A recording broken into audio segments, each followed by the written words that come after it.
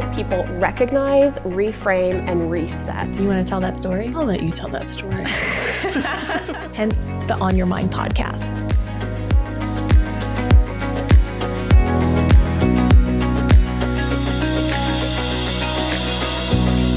Welcome back to another episode of On Your Mind podcast. I have to say something that's been on my mind recently is our last episode with Christine Wenger of Mindfulness at Toyota. Something she shared both in her episode but also in our casual lunch beforehand was this idea of how we often think about our stories as being defined by these critical moments where we realize something has to change. And she shared that moment when she was picking up her kids and couldn't stand up straight and her friend was like, "You need to go to the ER." That was her moment. But as she looks back, right, that moment was just the start of what you might consider the messy middle. Her spending the next 5 years going to doctors, exploring different treatment options, medicines, finally finding her way to neuroscience teaching, mindfulness that ultimately helped transform her into the grounded, healthy human that she is today. And I think sometimes when we think about self-help or transformation, we get overly caught up in this idea of the magic moment. That moment, suddenly we arrive and everything's okay. And I think even I'm guilty of this to some extent. When I speak about mental health, a lot of times I share my own story of burnout, which, trust me, is very real. I related to a lot of what Christine was saying about being type A, performance-driven, achievement-obsessed, and that was my journey at Texas Instruments. I started off as a design engineer and quickly transitioned to program manager, where I was leading a team of engineers. We're launching this brand new product in the spectroscopy space for digital light processing products, and I'm getting to travel all around the world, getting status on American Airlines, going to product conferences. From the outside looking in, my life looked pretty great.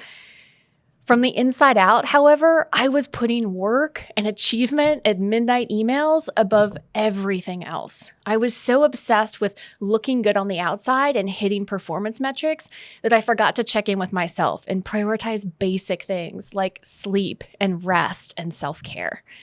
Not surprisingly, the writing was on the wall a little bit as I'm having 2 venti Starbucks coffees a day and traveling across all different time zones. I had my own experience of stress-induced burnout, a mental health crisis in the spring of 2015.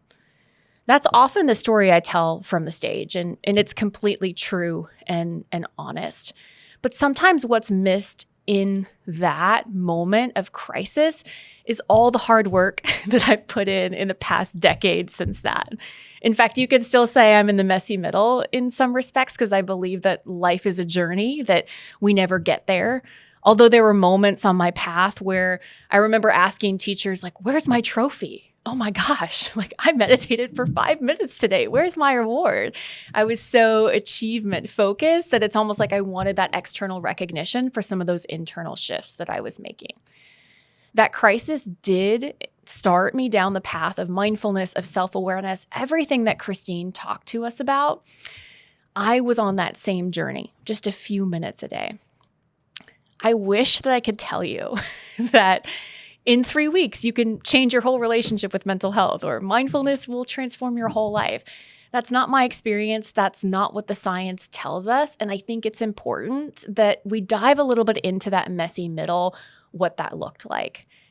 For me, those first few minutes of mindfulness in the morning, they were just the beginning of that decade-long journey that I've been on with respect to mental health.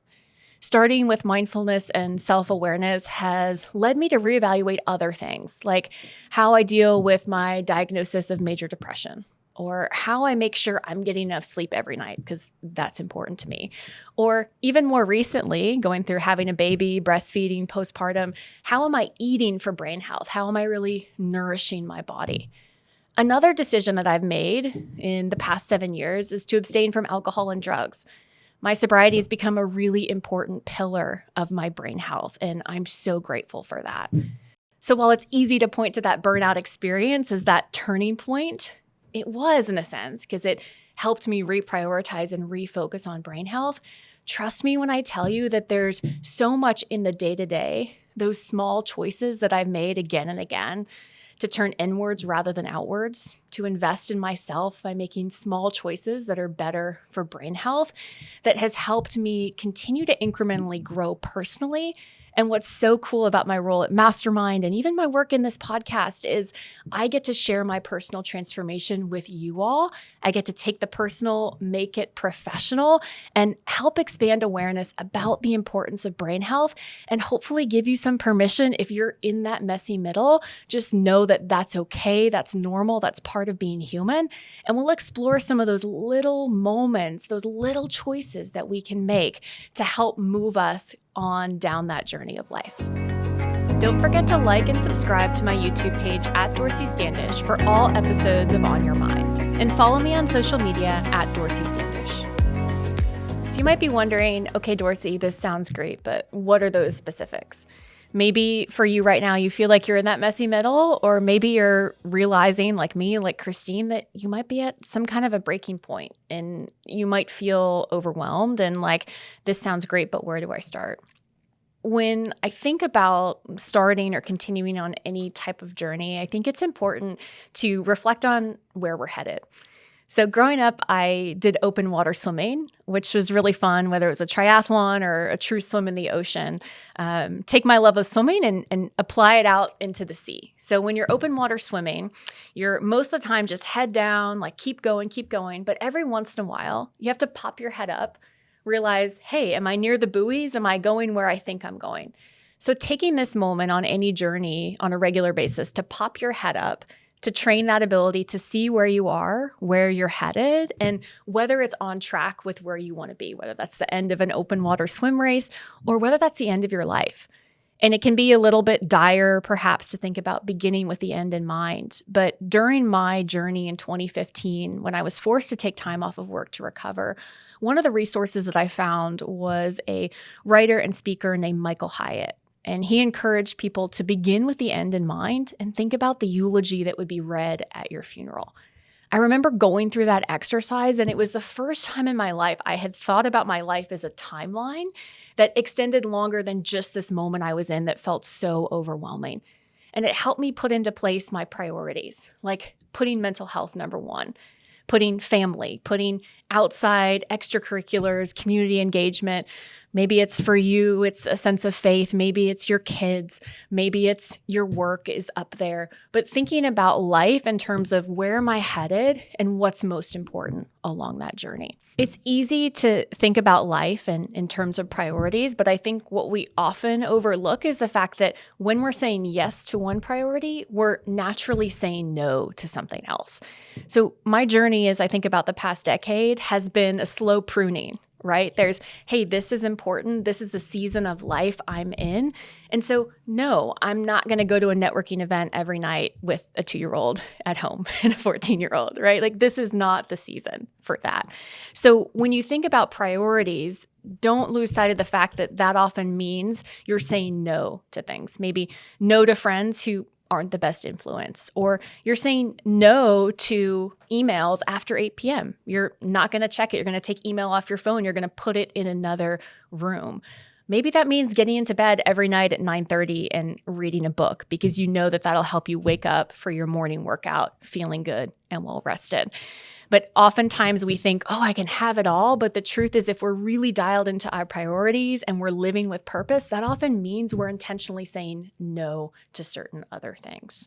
When I think about this journey, even the one I've been on, listening to Christine talk, I love to think about this idea of my favorite definition of resilience, which is an upward spiral.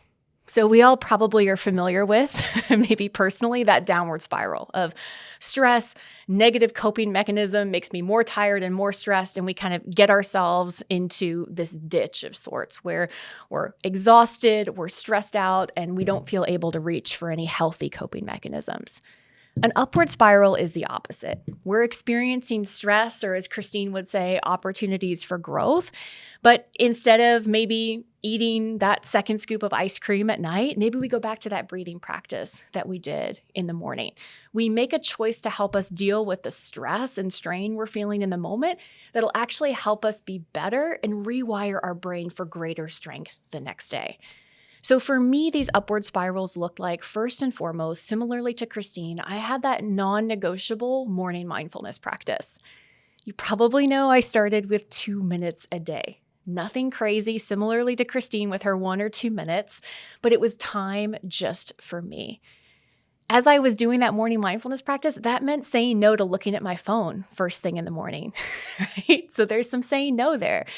And committing to that mindfulness habit might seem small, but to Christine's point, that consistency built over time. And what was so cool, it wasn't instantaneous, as she said, it took a little bit.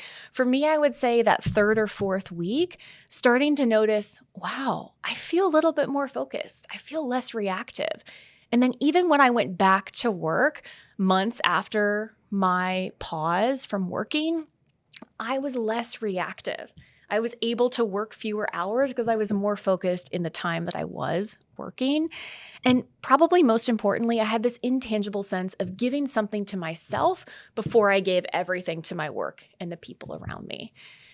That shift, like so many others, it's hard because we live in an instant gratification culture where I can pull out my phone right now and laugh uproariously at a reel doing basically nothing, right? But the most important things in life come from delayed gratification.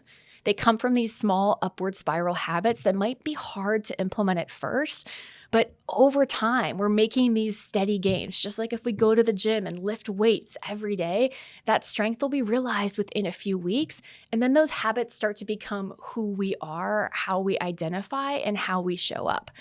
And what's so cool about this upward spiral effect is that it's compounding. It's just like rolling a snowball down the hill.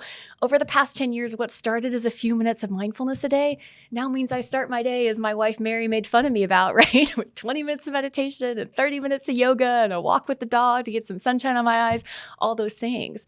But it really can become this slow shift to prioritize, where the prioritizing allows you to, over time, then orient more and more. So you're building your life around these new healthy habits. I want to know what's on your mind. If you have any questions for me or my guests, or you have a guest you'd like me to interview, you can DM me directly on Instagram at Dorsey Standish, or send me an email at hello@dorseystandish.com. All right, so I can promise you we're going to have some more episodes coming up where, whether it's me or one of my guests, will dive into some more specifics and science around this messy middle. I have to be honest, this podcast format is a little bit different than my neuroscience master's classes or the seminars or trainings I usually give, where I get to drill down really deep. But I do want to leave you with this final thought, which is around the opportunity each and every one of us has, really in every moment, to take full ownership of our life, our journey, our mental health. It was during that time when I experienced a mental health crisis. I get sent to a bunch of doctors, and all of a sudden, instead of late night calls with China, my days are filled with long appointments with different experts, physicians coming at me, telling me, this is what you need to take. This is what you need to do in order to feel stable again. And as I'm fielding all those external voices, what it flagged for me is that what had got me into this place in the first place was ignoring another really important voice, my own. I had engineered my whole life to be so focused on the external that I took what other people thought and what they said over my own inner knowing and intuition. And as I realized how disconnected I was from myself and that inner knowing of where I needed to go, that internal compass, I knew something had to change. I had to take ownership of my mental health, of my life, not outsource it. Doctors are great. Experts are amazing. But one of the invitations of this On Your Mind podcast is to give you science, give you knowledge, give you practices, but never forget you are the expert in yourself. You get to take this knowledge, compare it to your own experience. What's my breaking point? Am I in the messy middle? How could this practice help? How does it feel after I do this? You, just like I, went on this journey of becoming the expert in myself, of reconnecting inwards, and ultimately learning how to filter through all the advice and opinions out there, whether that's setting boundaries, whether that's knowing what you need in each moment. It truly starts with this inner connection. So my invitation to you as we wrap up today is to take some time to reflect, even a minute, as Christine would say, to breathe, to pause, to note where you are on that timeline of life, and maybe make a decision right now in this moment that my life is mine. These opportunities are mine. These choices are mine. These next breaths are mine, and I get to chart where I'm headed. Your mental health doesn't have to be contingent on the politics of the moment, the economy, how you were brought up by your parents, your job, your bosses. You get to be in charge of your life, of your mental health. You get to be the captain of your own ship and choose to respond rather than react to the circumstances of your life. Thank you so much for your presence, and we'll see you next time. If you'd like to learn more about how to book Dorsey Standish for a speaking engagement or company training, you can learn more at dorseystandish.com.